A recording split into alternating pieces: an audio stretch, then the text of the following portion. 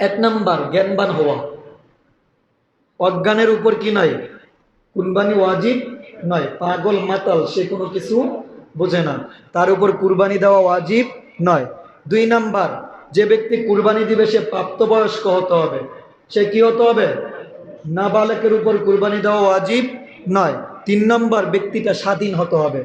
আমাদের দেশে এরকম নাই, যেমন আরব কান্ট্রি দেশ কি ছিল, মানুষ কিনে নেয় কৃতদাস হিসাবে, তাকে 10 বছর 20 বছরের জন্য তাকে কিনে নেয়। ওই ব্যক্তির উপর কুরবানি দেওয়া ওয়াজিব নয়। যদি ব্যক্তি স্বাধীন হয়, আমার উপরে কোনো ধরা বাধা নেই, আমাকে কেউ আমার উপর মানে হস্তক্ষেপ কেউ করতে পারে না, ওই ব্যক্তির উপরে স্বাধীন হতে হবে।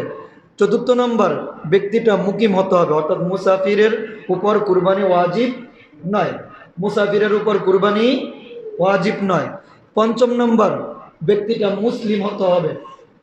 বলুন তো ব্যক্তিটা কি হতে হবে? অমুসলিমের উপর কুরবানি দেওয়া ওয়াজিব নয়। ষষ্ঠ নম্বর, ব্যক্তির নেশাব পরিমাণ মালের মালিক হতে হবে।